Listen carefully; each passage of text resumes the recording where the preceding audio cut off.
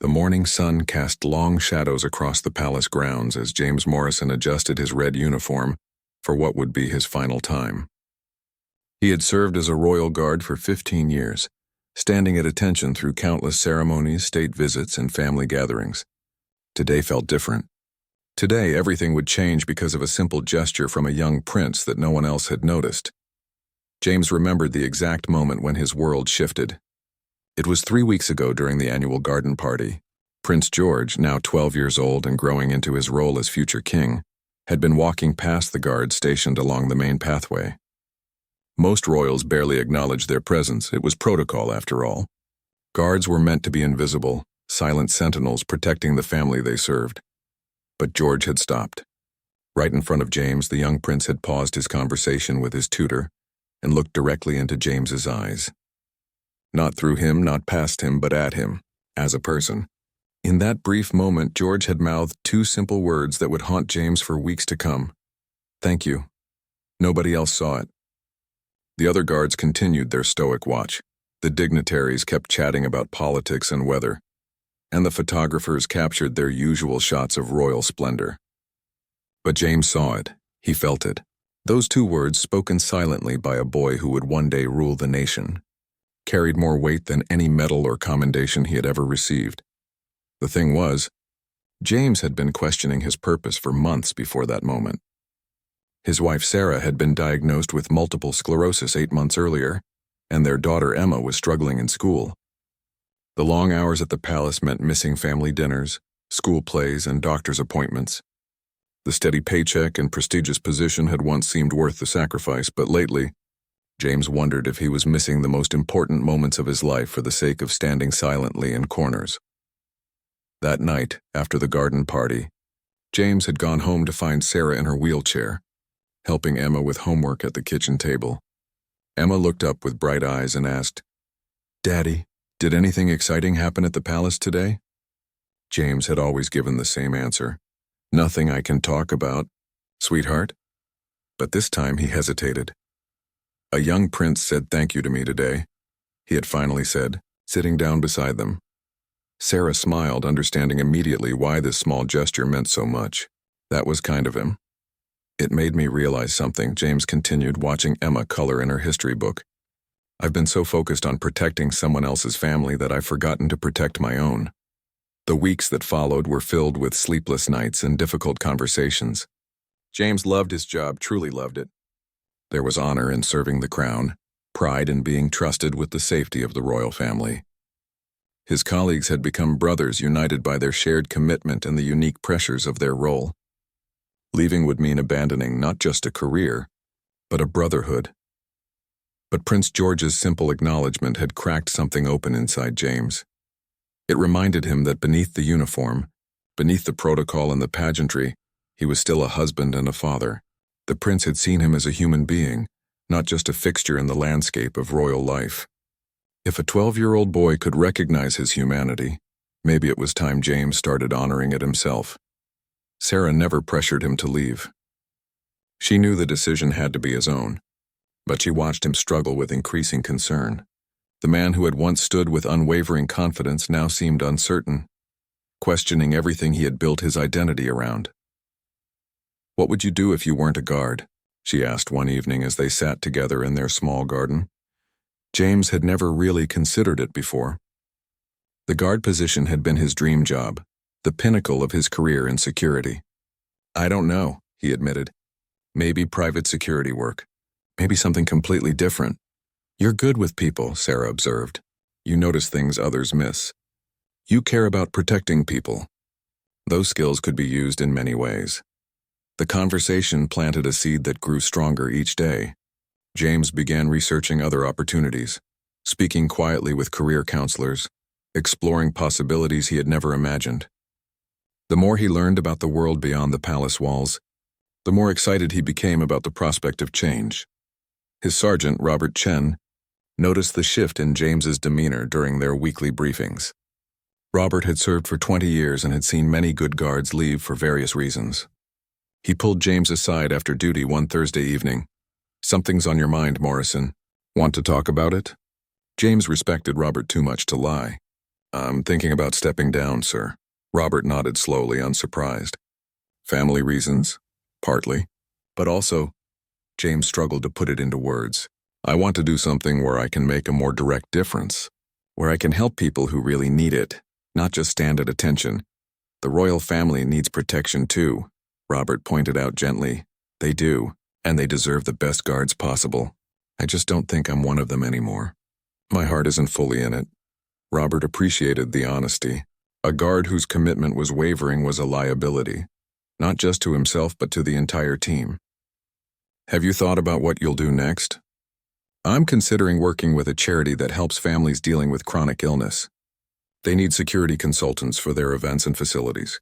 It would use my skills, but in a way that feels more meaningful to me right now. The irony wasn't lost on either of them. James was leaving his position protecting one of the world's most privileged families to help protect some of society's most vulnerable people. It was a complete reversal of everything his career had represented. Yet it felt right in a way that standing at the palace gates no longer did. As James prepared for bed that night, he thought about Prince George and wondered if the young royal understood the power of simple acknowledgement. Probably not. He was just being kind, the way children often are before the world teaches them to be otherwise. But that moment of recognition had given James permission to recognize himself, to see that his value wasn't tied to his position but to his character and his choices. Tomorrow, he would submit his formal resignation. Tonight he would tell Sarah about his decision and begin planning for a future that felt uncertain but full of possibility. The resignation letter sat on James's kitchen table for 3 days before he found the courage to deliver it. Sarah had read it twice, offering small suggestions about wording and tone, but mostly she just held his hand while he wrestled with 15 years of identity, being condensed into 2 paragraphs. Are you sure about this? She asked on the 3rd morning, watching him fold the letter with shaking hands. No, James admitted, but I'm sure about staying home for Emma's school play next week. I'm sure about taking you to your doctor's appointments instead of trading shifts with colleagues. I'm sure about wanting to sleep beside you every night instead of working security for state dinners. When James arrived at the palace that morning, the familiar routine felt different.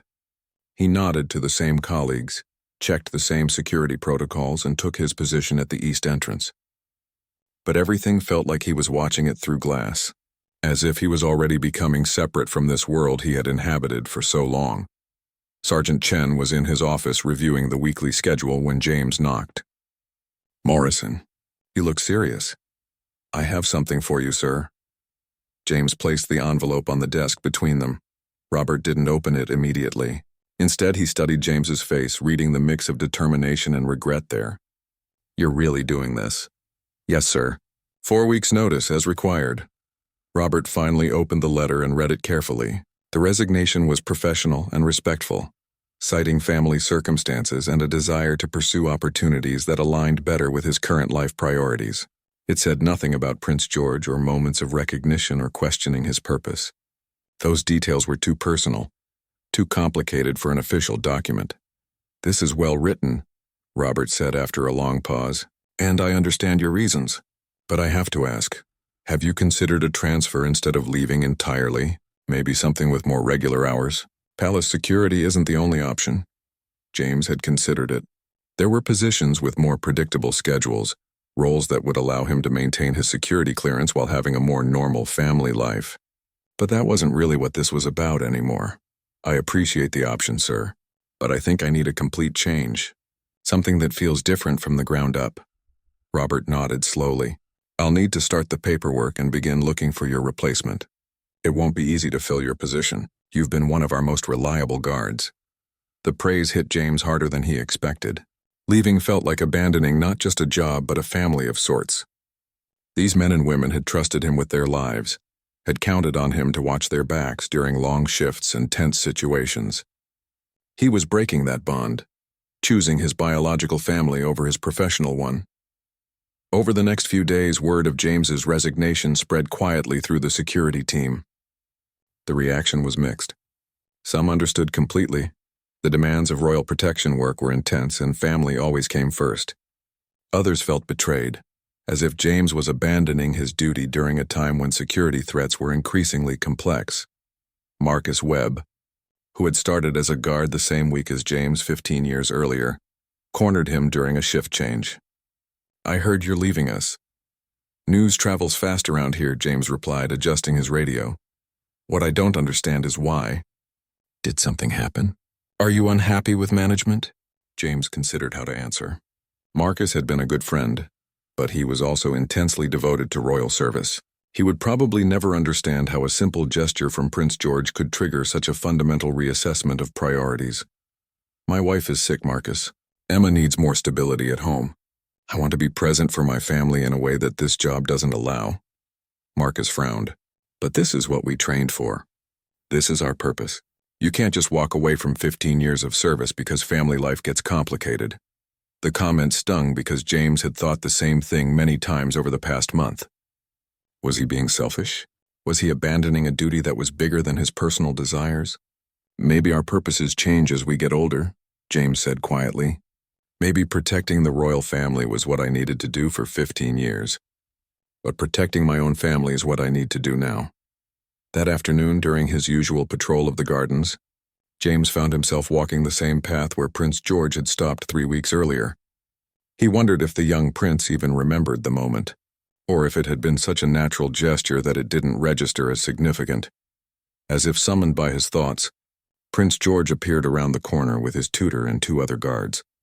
James straightened into his formal posture automatically, but found himself hoping for another moment of eye contact. Instead, the group passed without acknowledgement, engaged in a discussion about European history. For a brief moment, James felt foolish. Had he really upended his entire career because of a 12-year-old's polite gesture? Was he reading too much meaning into what might have been nothing more than good manners? But then he remembered Sarah's face when he told her he was leaving, the relief and joy she tried to hide. He remembered Emma's excitement when he promised to attend her school's science fair next month. He remembered the feeling of purpose he had experienced while researching charity work and community security roles. Prince George's "thank you" hadn't changed his life because of the words themselves. It had changed his life because it reminded him that he had choices, that he was more than just his uniform and his position. The prince had seen him as a person worthy of gratitude, and that recognition had given James permission to see himself the same way. 2 weeks into his notice period, James received an unexpected summons to meet with Colonel Patricia Ashworth, the head of Royal Protection. He had never spoken with her directly. Their contact had always been filtered through multiple layers of command. The invitation felt ominous. Colonel Ashworth's office was decorated with commendations, photographs with various royals, and maps of security protocols. She was known for her direct manner and her absolute commitment to royal safety. "Guard Morrison," she said without preamble when he entered. "I understand you're leaving us." "Yes, ma'am. Family circumstances require—" She held up a hand to stop him. "I've read your file. 15 years of exemplary service. Multiple commendations, perfect attendance record until this year. Your supervisors speak very highly of your attention to detail and your ability to remain calm under pressure." James wasn't sure where this was leading. "Thank you, ma'am. What I want to understand is whether this decision is truly final, or whether there's something we could do differently to retain an officer of your caliber." The question was flattering but also challenging. James realized that this conversation would determine not just how he left, but how he remembered his time here. He could accept whatever accommodation she might offer and stay in the comfortable familiarity of royal service, or he could hold firm to his decision and step into an uncertain future. "Ma'am, my decision is final. I'm grateful for the opportunities I've had here, but I need to pursue a different path." Colonel Ashworth studied him for a long moment, then nodded. "I respect that, and I want you to know that your service has been valued. If you ever decide to return to protection work, you would be welcome to apply again." Walking back to his post, James felt a weight lift from his shoulders. The conversation had been a final test of his resolve, and he had passed it. In 2 weeks, he would hand in his uniform and radio for the last time. In 3 weeks, he would start his new job with the Community Care Foundation, helping to establish security protocols for their homeless shelters and family support centers. It wasn't the path he had imagined when he first put on the red uniform 15 years ago, but it was the path that felt right now in this moment for the person he had become. And somewhere in the back of his mind he carried the image of a young prince who had reminded him that everyone deserves to be seen, acknowledged and thanked for their service, whether to the crown or to their own families. The farewell gathering in the guards' break room was smaller than James had expected. 15 years of service and only 8 colleagues had stayed after their shift to share cake and awkward conversation. It wasn't personal. Security schedules made it difficult for everyone to gather at once. Still, the modest turnout reinforced his growing sense that he was already becoming part of the past rather than the present. Sergeant Chen made a brief speech about James's dedicated service and presented him with a commemorative plaque. The inscription read, "James Morrison, 15 years of distinguished service to the Crown." Looking at the polished metal, James felt a strange disconnect. Those words described someone he had been, but they no longer defined who he was becoming. "Any words you want to share with the team?" Chen asked, and suddenly all eyes were on James. He had rehearsed this moment in his head dozens of times, but standing there surrounded by colleagues who were continuing the path he was abandoning, the prepared words felt hollow. Instead, he spoke from his heart. "When I started here, I thought this job was about protecting buildings and people from threats. Over 15 years, I learned it was really about being part of something bigger than myself. You all taught me what dedication looks like, what it means to put duty before convenience." He paused, looking at each familiar face. "Now I'm taking those lessons and applying them somewhere else. Different mission, same commitment." Marcus Webb, who had been noticeably cool toward James since learning about the resignation, stepped forward with an unexpected handshake. "Take care of yourself, Morrison, and thanks for watching our backs all these years." The gesture meant more to James than any formal recognition could have. These people understood sacrifice in ways that civilian friends never would. Their acceptance of his decision felt like absolution for the guilt he had been carrying. After the gathering, James walked through the palace grounds one final time. His replacement, a young woman named Alice Chen, no relation to the sergeant, would start orientation next week. James had spent 2 days training her, sharing the subtle knowledge that could only be learned through experience. Which doors stuck in humid weather, which tourists were most likely to breach barriers, how to read the mood of various royal family members by their walking pace. Alice was sharp and eager, reminding James of his younger self. She asked thoughtful questions and took detailed notes. When he mentioned that Prince George sometimes acknowledged the guards with small gestures, her eyes lit up with interest rather than skepticism. "That must make the job feel more meaningful," she had said, "knowing they see you as a person, not just part of the scenery."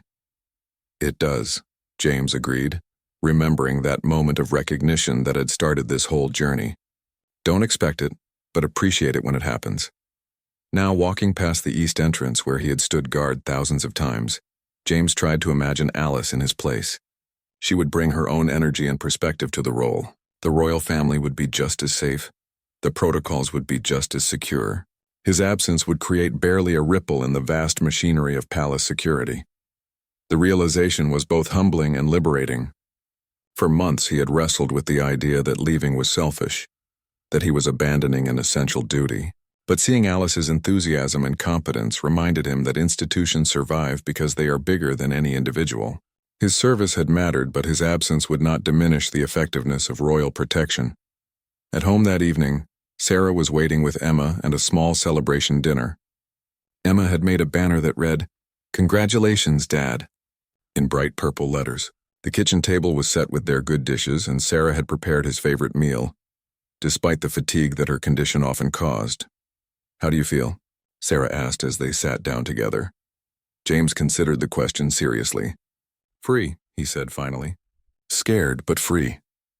Emma, now 10 and increasingly aware of adult conversations, looked puzzled. "Why scared, Daddy? Your new job sounds really nice." "Because it's different from what I've been doing for your whole life. Sometimes when you make big changes, you worry about whether you made the right choice. But you said you wanted to help people who need help more than the royal family does," Emma pointed out with the logic of childhood. "That sounds like the right choice to me." Out of the mouths of babes. James smiled and reached over to ruffle his daughter's hair. "You're absolutely right, sweetheart." The Community Care Foundation had been enthusiastic about hiring James. His background in security, combined with his genuine interest in their mission, made him an ideal candidate for their new position of safety coordinator. He would be responsible for developing security protocols for their facilities, training staff in crisis management, and ensuring that their vulnerable clients felt safe while receiving services. During the interview process, James had met Maria Santos, the foundation's director. She was a former social worker who had built the organization from a small food pantry into a comprehensive support network for families in crisis. Her passion for the work was infectious, and her vision for expanding their services aligned perfectly with James's desire to make a direct impact on people's lives. "We serve about 200 families each month," Maria had explained. "Many of them are dealing with domestic violence, homelessness, mental health crises, or chronic illness. They need to know that our facilities are safe spaces where they can focus on getting help rather than worrying about their physical security." The work would be challenging in different ways than Royal Protection had been. Instead of watching for external threats to wealthy, powerful people, he would be creating safety for society's most vulnerable members. The stakes felt both lower and higher. No international incidents or media scrutiny, but real consequences for people who had few other options for help. James's first day at the foundation was scheduled for Monday morning. Saturday, he spent organizing his home office, a corner of the bedroom that Sarah had helped him set up with a desk and filing cabinet. Sunday, they attended church together for the first time in months. James hadn't realized how much he had missed the simple ritual of sitting together as a family, listening to familiar hymns and sharing a moment of reflection. During the service, the pastor spoke about vocations and calling, about how God uses people in different roles at different times in their lives. "Sometimes," he said, "we think our calling is permanent, that we must stay in one place or one job forever. But perhaps our calling evolves as we do. Perhaps being faithful means being willing to change when change is needed." James felt as though the words were meant specifically for him. His calling had been to protect and serve, but the expression of that calling was shifting from palace walls to community centers, from preventing threats to creating safety. After church, the family walked through the neighborhood park. It was a beautiful autumn day, and Emma ran ahead to feed the ducks while James and Sarah followed at her leisurely pace that had become necessary since her diagnosis. "Do you miss it yet?" Sarah asked, nodding toward a distant view of the palace spires. "I miss the routine," James admitted. "I miss knowing exactly what each day would bring. But I don't miss the feeling that I was living someone else's life instead of my own." "Prince George probably has no idea that his little thank you changed our whole lives," Sarah observed. "Maybe that's the point," James replied. "Maybe the most powerful changes come from small gestures that we don't even recognize as important when we make them." As they watched Emma chase pigeons around the pond, laughing with pure joy, James felt a deep sense of rightness about his decision. This was his real responsibility. This family, this life they were building together. The royal family would be fine without him. His own family needed him present, engaged, and committed to their shared future. Tomorrow would bring new challenges, new responsibilities, and new opportunities to serve. But tonight, walking home through the gathering dusk with his wife and daughter, James Morrison felt more like himself than he had in years. Monday morning arrived with unexpected anxiety.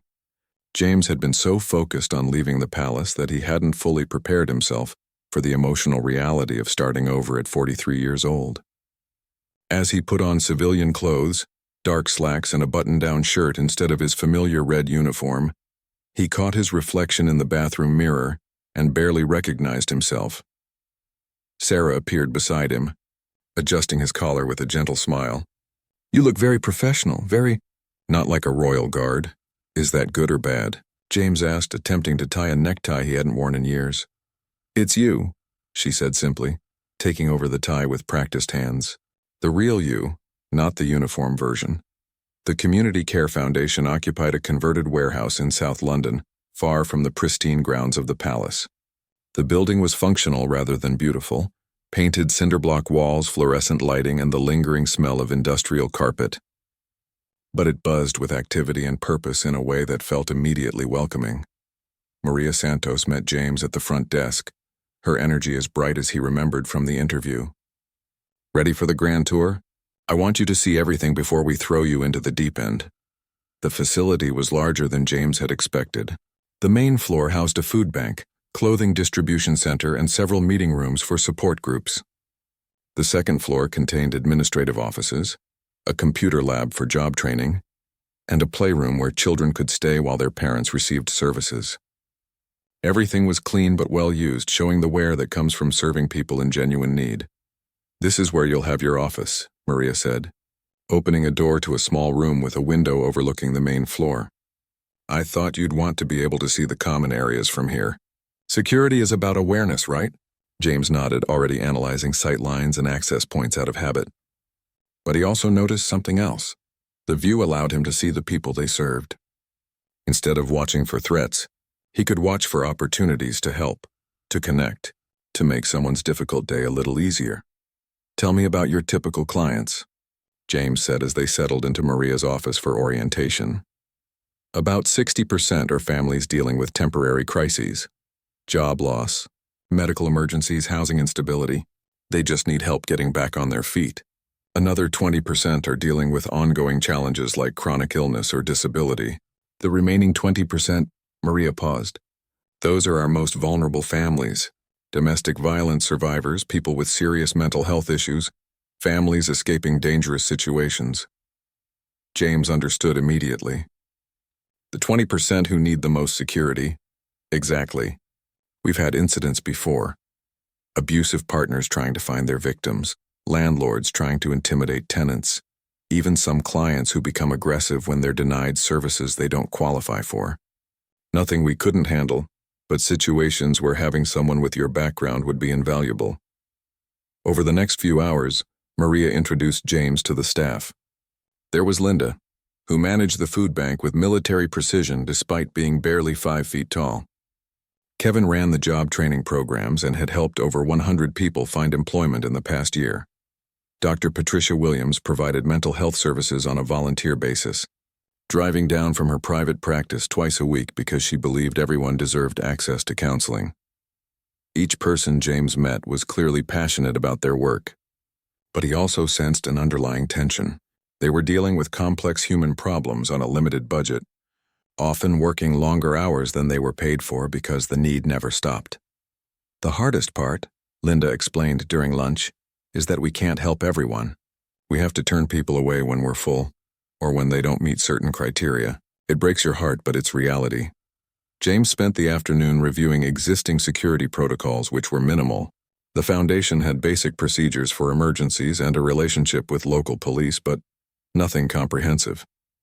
His job would be to develop systems that protected both clients and staff, without making the environment feel institutional or unwelcoming. His first real test came at 4:30 p.m., just as the afternoon food distribution was ending. A man in his 50s entered through the main door, walking with the aggressive stride that James recognized from his security training. The man scanned the room, clearly looking for someone specific, his hands clenched into fists. Linda noticed him too and glanced nervously toward James's office. Through the window, James had already spotted the potential problem. He walked downstairs, positioning himself where he could intervene if necessary while appearing casual. The man approached Linda's desk. "Where is she?" he demanded loudly enough that several families with children looked up nervously. "I'm sorry, sir, but I don't know who you're looking for," Linda replied calmly, though James could see her tension. "Don't play dumb with me. My wife was here. Sharon Martinez. Someone told me she's been coming here taking handouts like we're charity cases." James stepped forward.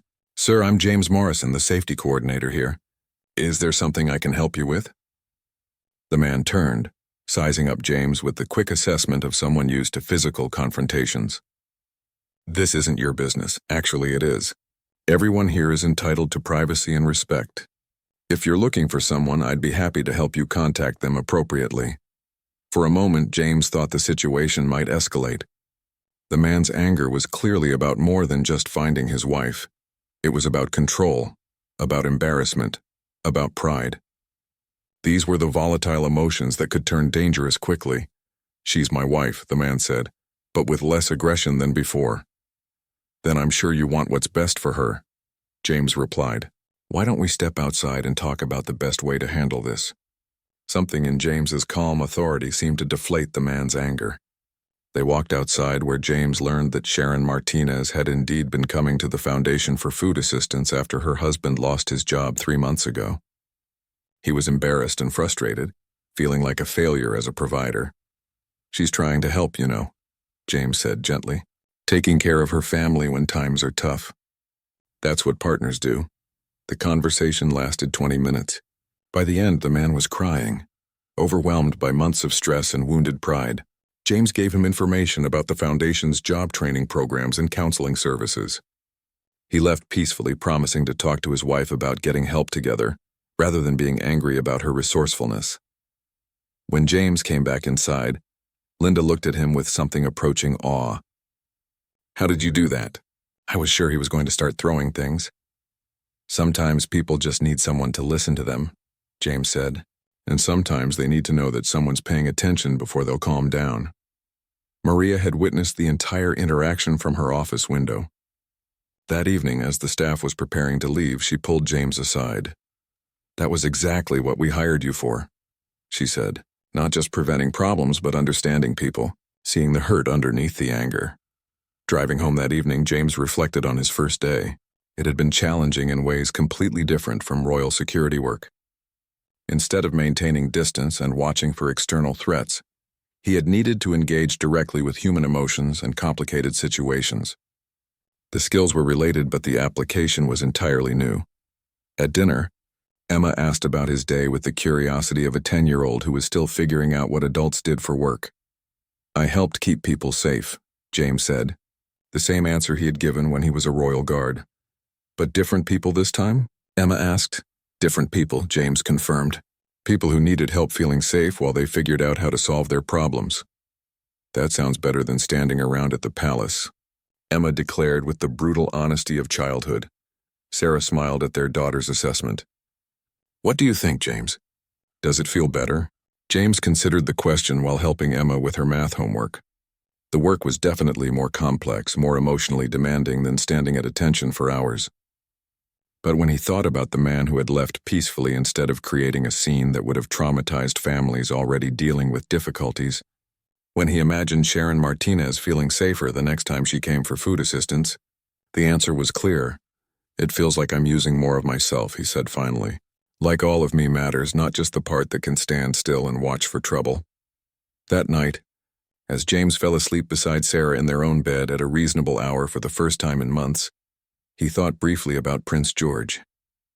The young prince was probably finishing homework or reading before bed, completely unaware that his simple gesture of recognition had led to this new chapter in a former guard's life. James hoped that someday, when Prince George was older, someone would tell him how much his small kindness had mattered. How seeing people as individuals rather than just their roles could change lives in ways both profound and unexpected. 3 months into his new position, James had settled into a rhythm that felt both comfortable and energizing. His days were unpredictable in ways that palace security had never been. One morning might involve mediating a dispute between clients. The afternoon could require developing evacuation procedures for a new program, and evening might find him counseling a teenager whose family was staying in the emergency shelter. The work was emotionally demanding, but James discovered he had reserves of empathy and problem-solving skills that had been largely unused during his years of standing at attention. Sarah noticed the change in him immediately. He came home tired but engaged, full of stories about people he had helped and challenges he was working to solve. "You're different," she observed one evening, as they watched Emma practice piano. "More present. Even when you're tired, you seem more like yourself." James knew what she meant. At the palace, he had often felt like he was playing a role, the disciplined, invisible guardian who existed only as part of the security apparatus. At the Foundation, he was expected to be fully human, to bring his personality and judgment to bear on complex situations. The transformation wasn't always easy. James struggled with cases where he couldn't provide clear solutions, where systemic problems were bigger than individual intervention could address. There was Maria Santos, for instance, a mother of 3 who had been visiting the Foundation for 6 months after fleeing an abusive relationship. Despite James's efforts to help her feel secure, she remained hypervigilant and anxious, jumping at sudden sounds and constantly checking exits. She's been hurt so badly that she may never feel completely safe again, Dr. Williams explained after one of Maria's counseling sessions. Your job isn't to fix that trauma, it's to create an environment where she can begin to heal. The distinction was important for James to understand. Royal security had been about preventing problems from occurring. Community security was about creating conditions where people could manage their own problems with dignity and support. One particularly challenging day in November tested James's new understanding of his role. The foundation was hosting a job fair when a former client named David Chen arrived clearly under the influence of drugs or alcohol. David had been sober for 8 months while participating in their recovery program. But something had obviously gone wrong. David wasn't violent, but he was disoriented and becoming increasingly agitated as he tried to participate in job interviews, while obviously impaired. Other clients were beginning to notice, and the potential employers were growing uncomfortable. James's first instinct was to remove David from the premises to protect the event. But something about David's desperate attempts to present himself as employable, despite his condition, reminded James of his own moments of uncertainty during the career transition. David wasn't trying to cause problems. He was trying to hold on to hope while struggling with forces beyond his control. Instead of ejecting David, James quietly approached him and suggested they step outside for some fresh air. Once they were away from the crowd, James learned that David had relapsed after receiving news that his ex-wife was moving their children across the country, cutting off his visitation rights. I thought if I could just get through the interviews, David explained, tears streaming down his face. If I could just show everyone I was still trying. James spent an hour with David, helping him contact his sponsor and his counselor. He arranged for David to return to the foundation the following week when he was sober, and personally spoke with 3 employers about David's situation, emphasizing his previous success in the recovery program. 2 of the employers agreed to meet with David again under better circumstances. One even offered to hold a position open for 30 days while David completed an intensive outpatient program.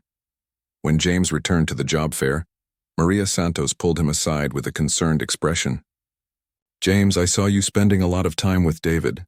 Some of the other staff were worried about disruption to the event. James felt a moment of uncertainty. Had he made the wrong choice? In royal security, protocol would have dictated removing any potentially disruptive individual immediately. But this wasn't the palace, and these weren't state visitors who could take their business elsewhere if they felt uncomfortable. David is part of our community, James said carefully. He's had a setback, but he's not dangerous. I thought it was worth trying to help him maintain his dignity while dealing with the situation. Maria studied James's face for a long moment, then smiled. That's exactly the right response. I wasn't questioning your judgment. I was checking to see if you understood the difference between security and compassion. They're not mutually exclusive here. The incident became a learning experience for the entire staff. They developed new protocols for handling situations where clients were struggling with addiction, mental health crises, or other challenges that might affect their behavior. James found himself leading training sessions on crisis de-escalation, drawing on his security background while emphasizing the Foundation's commitment to treating every person with respect. As winter approached, James realized that his perspective on his former career was shifting. He no longer thought about his years as a royal guard with regret or embarrassment. Instead, he began to see how those experiences had prepared him for this work in unexpected ways. The discipline he had learned from standing at attention for hours translated into patience during long conversations with distressed clients. His training in threat assessment helped him recognize when someone's aggressive behavior was masking fear or desperation. His experience working as part of a close-knit security team taught him how to coordinate with social workers, counselors, and volunteers who were all focused on the same mission of helping people. Most importantly, his years of observing human nature from a position of protective distance had taught him to see beyond surface behaviors to underlying needs and emotions. The skills were the same. Only the application had changed. Emma's school held its annual winter concert in December, and for the first time in 5 years, James was able to attend. Sarah sat beside him in the auditorium, her wheelchair positioned where she could see the stage clearly, and they watched their daughter perform a violin solo with growing pride.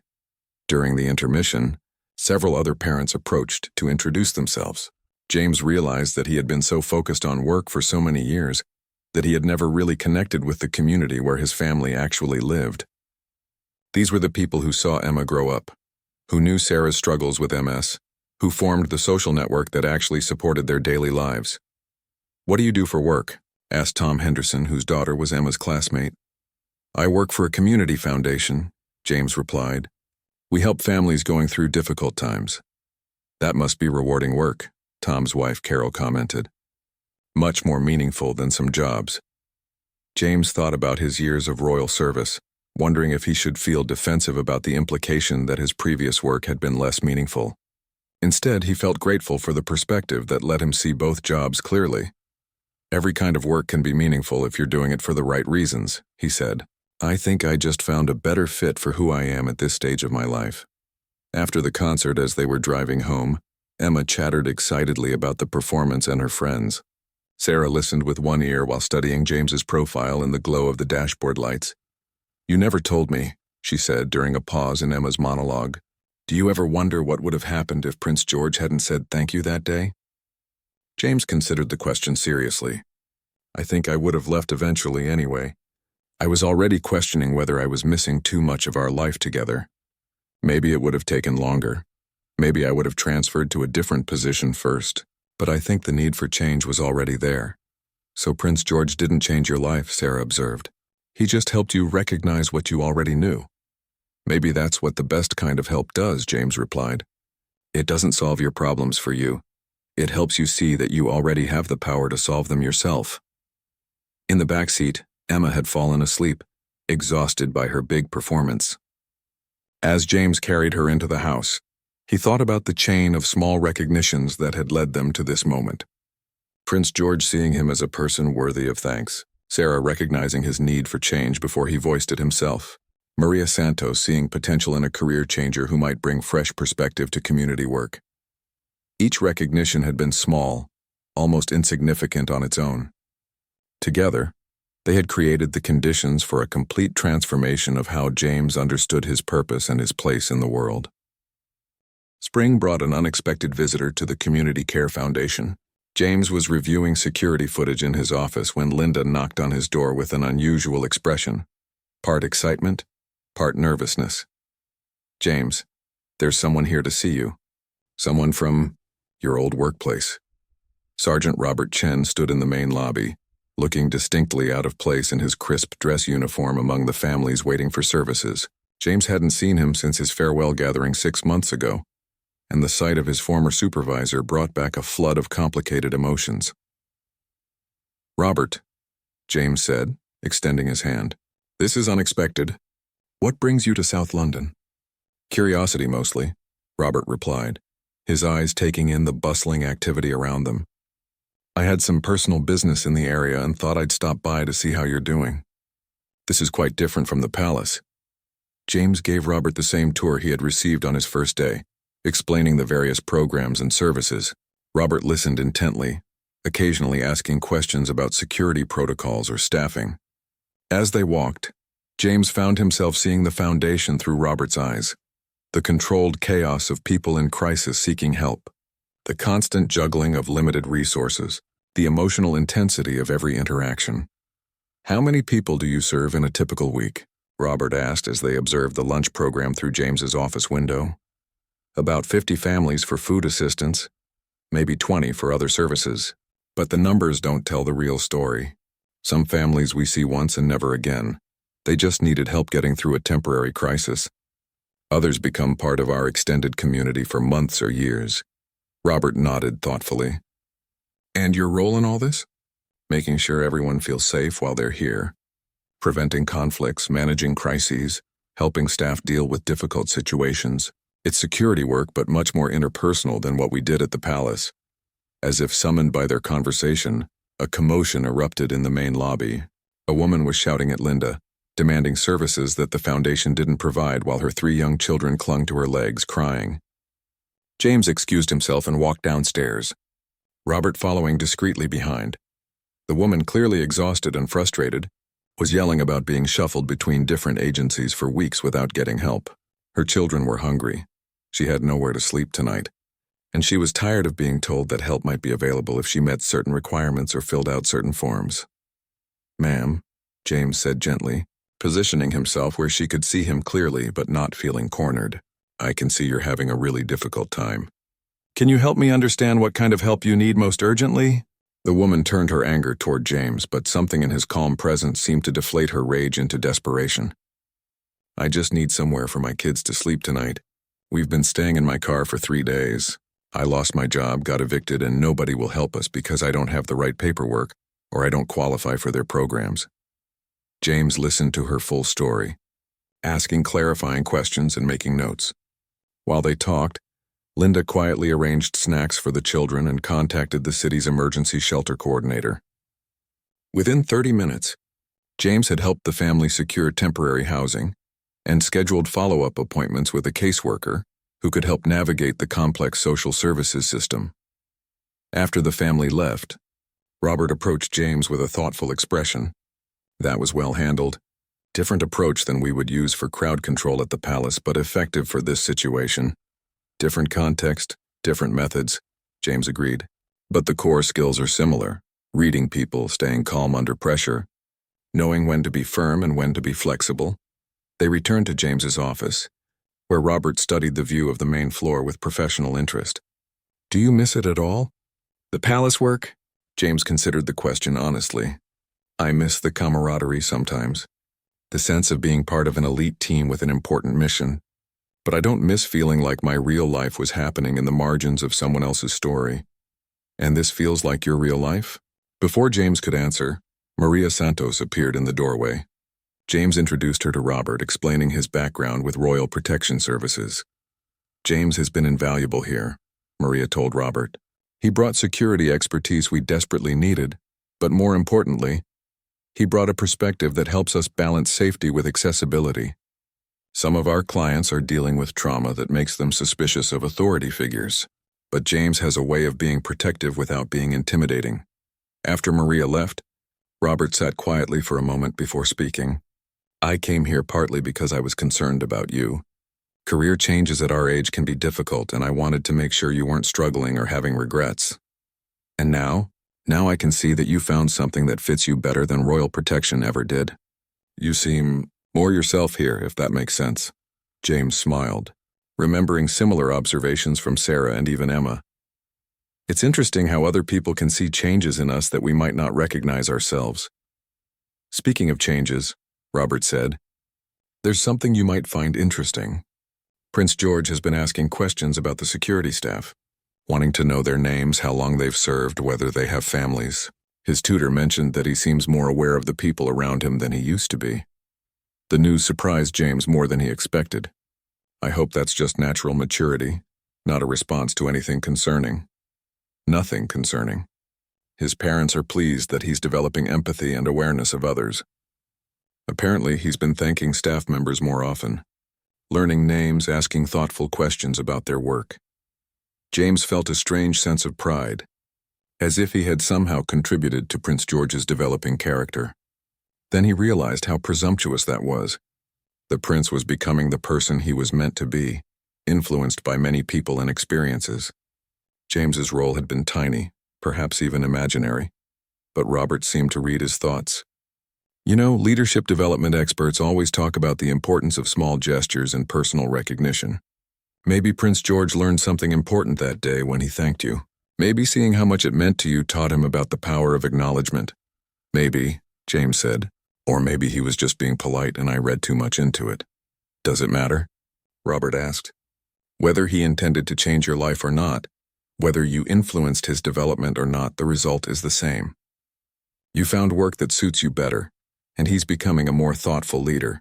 That's a good outcome regardless of the cause and effect."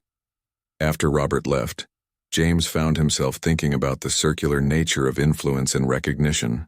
Prince George's simple thanks had helped James see himself more clearly, which led to changes that made him happier and more effective in his work. If Robert was right, James's obvious appreciation for that recognition might have taught Prince George about the impact of seeing others as individuals rather than just their roles.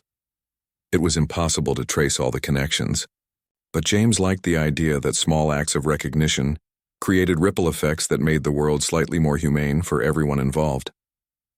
That evening at dinner, Emma asked about the man in the uniform who had visited. James explained that Robert was his former supervisor, checking to see how the new job was working out. "Did you tell him about the families you help?" Emma asked. "I showed him around and he met some of the staff." "Why do you ask?" "I was thinking about your old job and your new job," Emma said with the seriousness that children sometimes brought to big concepts. "At the palace, you protected people who were already safe. Here, you help people become safe. That seems better." Sarah caught James's eye across the table, both of them marveling at their daughter's insight. Out of the mouths of babes again. "You're right, sweetheart," James said. "Sometimes the best kind of protection is helping people protect themselves." As he tucked Emma into bed that night, she asked one more question. "Daddy, do you think Prince George knows that saying thank you changed your whole life?" "I don't know," James answered honestly. "But I hope someday someone tells him that small kindnesses can have big impacts. That might be important for him to know when he's older and has more responsibilities. Maybe you could write him a letter," Emma suggested sleepily. James considered the idea as he turned off her light. A letter to Prince George, explaining how a moment of recognition had led to positive changes not just for James, but for all the families he now served. It seemed both presumptuous and somehow necessary. He didn't write the letter that night, but he didn't dismiss the idea either. Some stories deserve to be told not for credit or recognition, but because they illustrated something important about human connection and the unexpected power of simple acknowledgement. Empty chairs where dozens of families had sat that day, receiving help with dignity and respect. Tomorrow would bring new families, new challenges, new opportunities to create safety. Through recognition and understanding, the work would continue, rippling outward in ways both visible and invisible, all because a young prince had taken a moment to say thank you, and a former guard had understood that recognition was a gift meant to be shared. 1 year after leaving the palace, James found himself standing in front of a mirror again, but this time adjusting a tie for a very different kind of ceremony. The Community Care Foundation was receiving a national award for innovative approaches to family support services, and James had been selected to speak about their security and crisis management programs. The irony wasn't lost on him. He was about to address an audience of social service professionals, government officials, and community leaders about work that had grown from a simple moment of recognition between a guard and a young prince. The story had come full circle in ways he never could have imagined. Sarah sat in the front row of the conference center, elegant in a navy dress that complemented her silver wheelchair. Emma, now 11 and increasingly sophisticated, had been allowed to miss school to attend the ceremony. She was fascinated by the idea of her father speaking to important people about his work.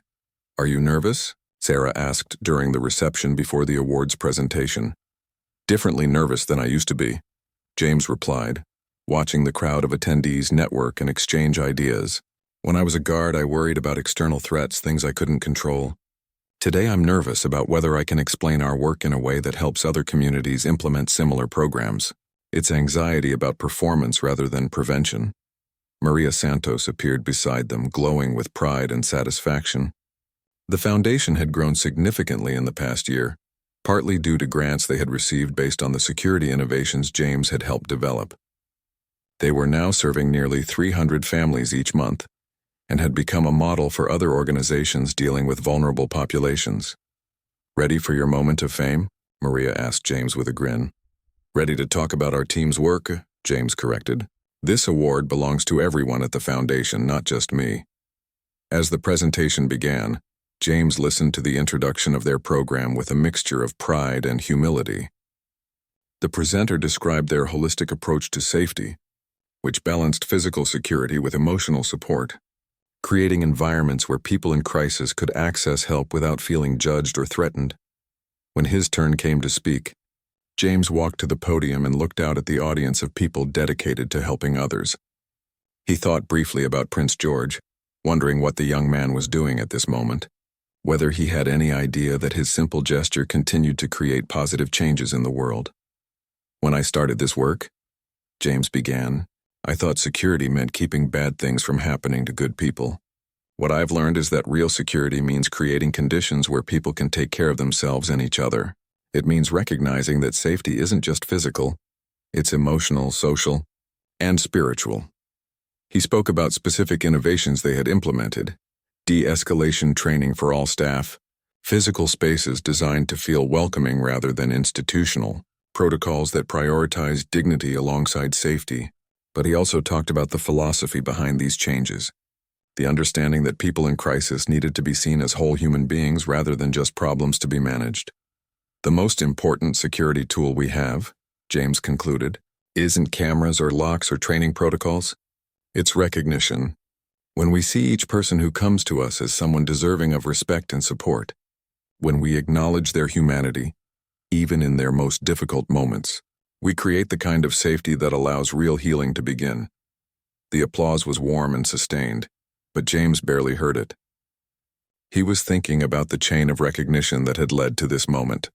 Prince George seeing him as a person worth thanking, Sarah recognizing his need for change, Maria seeing potential in a career changer, countless clients at the foundation recognizing that they could trust him to keep them safe while they worked on rebuilding their lives. After the ceremony, several audience members approached James with questions about implementing similar programs in their communities. A woman from Birmingham wanted to know about training techniques for helping domestic violence survivors feel secure. A man from Edinburgh was interested in protocols for managing mental health crises in public spaces. A social worker from Cardiff asked about balancing safety requirements with the need to maintain dignity for homeless families. Each conversation reinforced James's growing understanding that his work at the foundation was part of a larger movement toward more humane approaches to social services. Communities across the country were grappling with similar challenges: how to help vulnerable people without making them feel stigmatized, how to provide safety without creating institutional environments, how to balance individual needs with collective security. During the drive home, Emma peppered James with questions about the award and the speech. Her interest in his work had grown over the year as she began to understand the complexity of adult problems and the various ways people tried to solve them. "Daddy, what made you think of working with people who need help instead of rich people who are already safe?" James smiled at his daughter's direct question. "Someone showed me that I was worth recognizing as a person, not just as someone doing a job. That made me realize I wanted to do work where I could recognize other people the same way." "Who was it?" Emma asked with the curiosity of someone who loved stories with clear beginnings and satisfying endings. "Prince George," James said simply. "He said thank you to me one day when he didn't have to, and it helped me understand that I wanted to matter in a different way." Emma considered this for a moment. "Do you think he knows what happened because of that?" "I don't know, but I've been thinking about your idea of writing him a letter." "You should," Emma said with the certainty of childhood. "People should know when they do something good, even if it was small." That evening, after Emma was asleep and Sarah was reading in bed, James sat at his desk and began writing. The letter took several drafts as he struggled to find the right tone. Grateful but not effusive, personal but not presumptuous, meaningful but not melodramatic. "Your Highness," he finally wrote, "you probably don't remember this, but during a garden party last year, you took a moment to acknowledge my service as one of your family's guards. It was a small gesture, just a silent thank you, but it came at exactly the right time to help me make an important life decision. I want you to know that your recognition led me to work that uses my skills to help families in our community who are going through difficult times. In the past year, our foundation has served hundreds of families, providing not just material assistance but the kind of safety that allows people to rebuild their lives with dignity. I'm not writing to ask for anything, or to claim that you're responsible for the work we do. I just thought you might someday want to know that small acts of recognition can have profound effects. When you acknowledged me as a person rather than just part of the palace furniture, you reminded me that everyone deserves to be seen and valued. As you continue to grow into your future responsibilities, I hope you'll remember that leadership often happens in quiet moments when no one else is watching. Thank you for helping me remember who I wanted to be." James signed the letter simply and sealed it in an envelope addressed to Prince George at the palace. He had no idea if the prince would ever see it, or if it would matter to him if he did. But writing it felt like completing a circle, acknowledging the beginning of a story that had led to work he found deeply meaningful. 2 weeks later, an unexpected envelope arrived in James's mail. The return address was simply KP, Kensington Palace. Inside was a brief note written in careful handwriting. Mr. Morrison, thank you for your letter.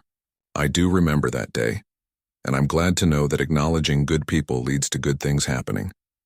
My parents tell me that recognizing others is one of the most important things leaders can do. I hope I'll have many opportunities to practice. Best wishes for your important work. George James read the note twice before showing it to Sarah and Emma. They agreed that it should be framed and hung in James's office at the foundation, not as a trophy but as a reminder of the unexpected ways that recognition and gratitude could create positive change. Months later, as James helped a young mother feel safe enough to leave an abusive relationship, as he trained new staff members in crisis de-escalation, as he watched families rebuild their lives with dignity and support, he thought often about the interconnected nature of human kindness. Prince George had seen him. Really seen him. That recognition had given James the courage to make changes that allowed him to see others more clearly and completely. Each person he helped at the foundation learned that they deserved to be treated with respect and dignity, which hopefully made them more likely to extend the same recognition to others. It was impossible to trace all the connections,